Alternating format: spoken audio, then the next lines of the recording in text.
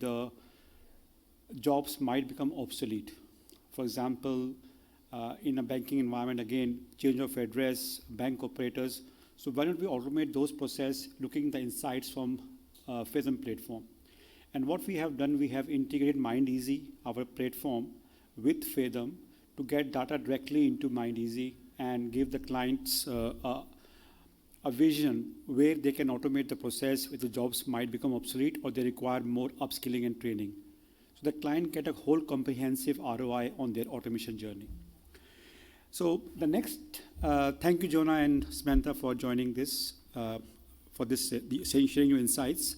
The next topic is on the automation in the non-for-profit organization. So we have a client like St. John of God is also non-for-profit. This particular client is Lifeline Australia, and there's a tool which we used for automation for using APIs.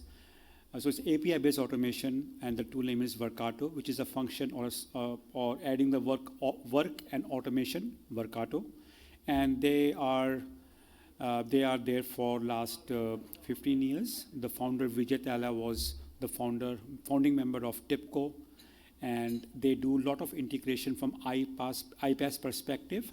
And we find them quite useful because as the clients are using multiple tools, like for example, Amelia for conversational AI, RPA, you have Automation Anywhere, UiPath, then you have OCR tool like Abby, Document Understanding, IQBot. So you need to integrate with multiple applications to give an outcome to the client.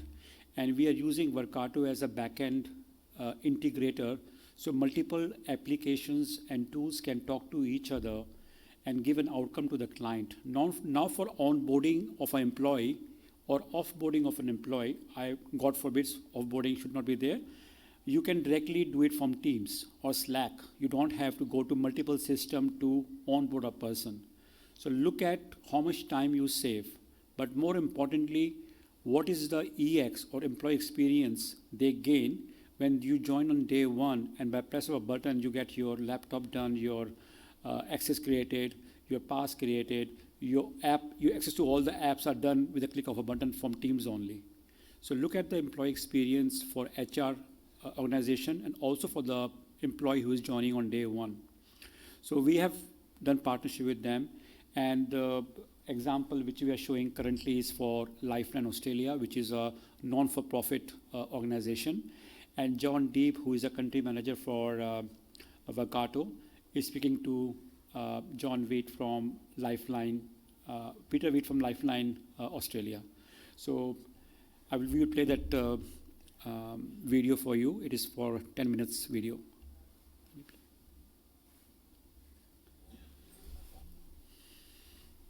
My name is Peter Witt, and I'm the National Data and Supporter Services Manager at Lifeline Australia.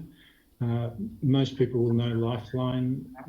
We're a national charity that provides all Australians experiencing emotional distress with access to 24-hour crisis support and suicide prevention services. So we exist so that no person in Australia has to face their darkest moments alone. My role is primarily within the marketing and fundraising team, and I've been at Lifeline coming up to 3 years this year. I started just before COVID lockdowns began, so most of my time here has been working from home, and it's been very interesting and very enjoyable place to work, very satisfying. The first time I experienced Workato was at a different not-for-profit organisation, and they were wanting to integrate their CRM with their marketing automation system. And it was replacing quite a complex ETL system that had been set up and been running for a few years. And so my role was as the subject matter expert on the previous system, and there was people that were running the project at the organisation, and actually the development team was Workato staff. And So I was actually expecting that to be quite difficult because the transformations were quite complex. The business rules were fairly complex, but the particular team at Workato that had been assigned to create the recipes actually picked it up quite quickly. I was quite impressed. They understood what was required, and they created the recipes, and the whole project worked really well, which was very satisfying because that wasn't the first attempt. There have been a few false starts with other strategies over the years prior to that, and it was a big relief to get this done. So it was a good experience, and that did obviously affect my view of how Workato would work at Lifeline. Lifeline was in the process of moving office from Canberra to Sydney, and so the staff were generally quite new. And we're also in the middle, when I joined, we're in the middle of a project where we're implementing a new CRM, Salesforce CRM system. And that was to go live the month after lockdown started, which made user testing quite interesting. And yeah, then COVID hit, so we were all working from home. So it was quite a disruptive time for the team. We had to find new ways of working. It was also a time when Lifeline services were experienced a big jump because of the impact of COVID and lockdown on individuals and organisations. So there was a lot of change and a lot of pressure all around, and we found that there are a lot of individuals and organisations that wanted to support Lifeline. It was really good to see, and so as a data team we had to begin to interface with a lot more organisations, with agencies, with different platforms that wanted to send data or receive data from us, and so that created quite a lot of pressure on my team that was still adjusting to using a new CRM at the same time. So every one of these agencies and platforms has a different way of transferring data, and so the default position for most not-for-profits, in my experience, is that you do things manually because you don't have the resources to engage another organisation to develop bespoke systems, and you don't want to employ staff that are too technical because you don't know if you're going to replace them. You'll get the same, if you have to replace them, that you'll get the same skills. So the default position is to do everything manually, and that's a good way of starting out. With a new relationship, you get the data from them and you inspect it, and you load it into Salesforce as best you can. But we were really stretched with the number of different platforms that we were working with, and as you get more stressed, the chance of making a mistake and burning out just gets higher and higher. So yeah, we needed a strategy to solve that particular challenge of resourcing and technical skills. Also, we have a fundraising team that is very active and likes to come up with new projects all the time, and I don't like to say no to them. So they were trying to develop new digital ways of fundraising and developing relationships in the new post-COVID environment, and coming up with new programs. So there's a lot of pressure on my team to deliver all these programs. There was not a lot of concern in my team about jobs being replaced, because we all knew that there was enough work that if part of it got replaced by automation, there was still plenty of other things to do. The trick, as I said before, is getting the balance of technical solutions right. If automation is very technical, then it's something that we can't do in our team, or if we can do it now, we may not always be able to support that technical solution. So we had to develop a relationship with an external development team that would do the more complex side of it, and our role would change to understanding the processes more, working with our business teams and fundraising teams to understand their projects better and define what the requirements are, working with the development team who would build the recipe, and then working on quality control and improvements. And we've got 300 outstanding JIRA tickets related to quality control and improvements. So if we can spend less time loading CSV files and sending Salesforce reports to agencies, then we can spend more time on making improvements that deliver benefits to the fundraisers and a better experience to our supporters.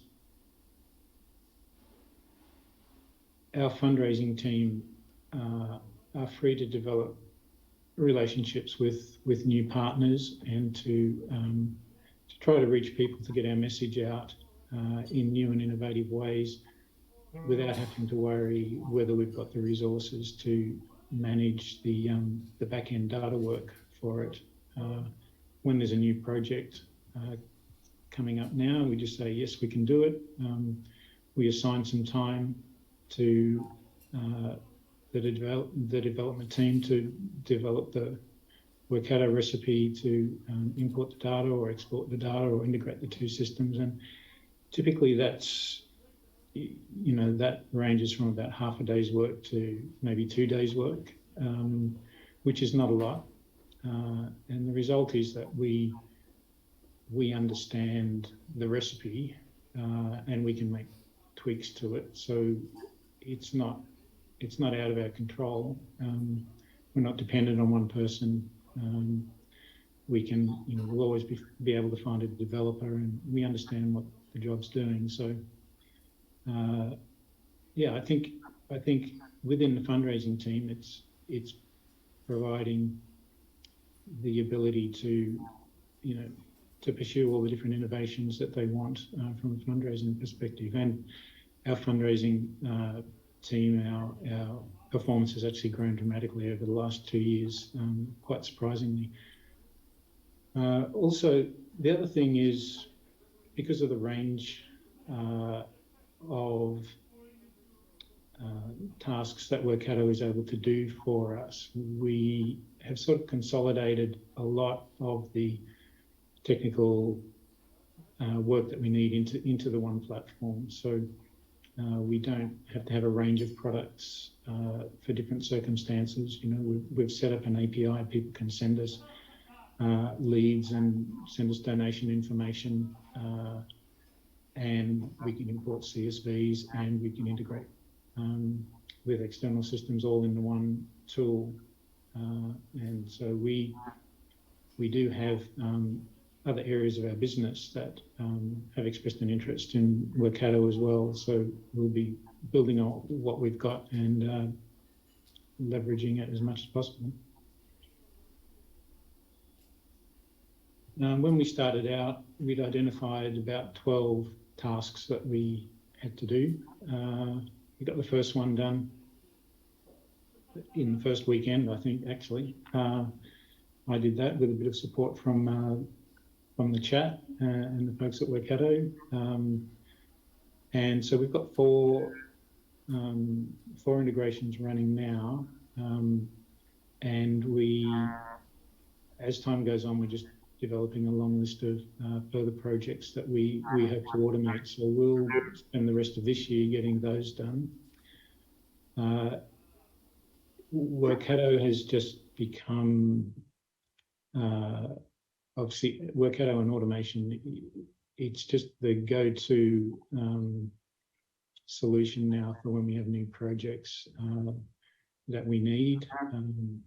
We just assign some resources to get the Workato recipe built, and it's just stabilised the process. We don't really have to ask so much, are we able to do this, or how will we do this? We just are able to say, yeah, we'll be able to do that, and we assign the time and the people. So it's just become part of our ongoing process, which is nice, and we're able to cost that into the development time into projects. It's not a large cost. It's 1 or 2 days work for the developers, but it's just something that we cost into projects ahead of time, so it's more predictable how much it's going to cost and how long it's going to take. And for our staff, it means that we're spending more time on checking the data consistency and making sure that the programs are running right and implementing some of the many improvements that have been requested to them. So we've got more time to spend on data quality and process improvement. I think they're the two big things that we're getting out of it.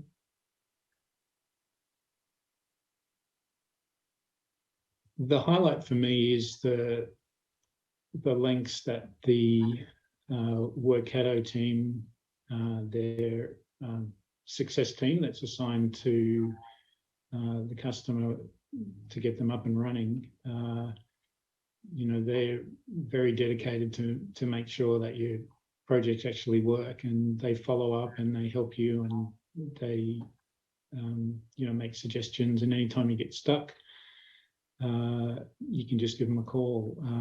And for me, that's like, it seemed at times that the particular person that was assigned to us was more concerned about our success than what we were. At times we'd be a bit too busy and he'd be phoning us up and saying, can we do this? Can we do that?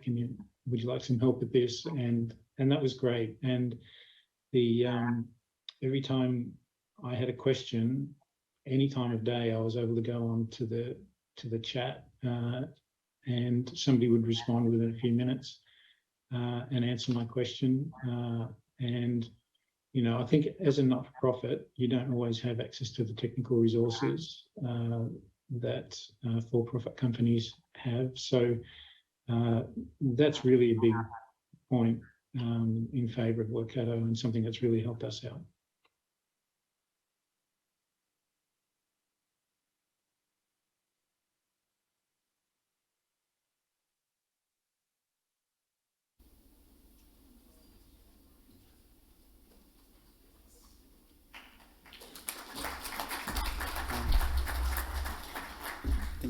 Thanks, John, for sharing your insights on how you are using Workato to do a very important job, which I think sometimes we think we all require it some point of time in our life, but the more faster it is resolved, the more better it is for all the community members to get it resolved as soon as possible. And sometimes automation fast track those processes. So the next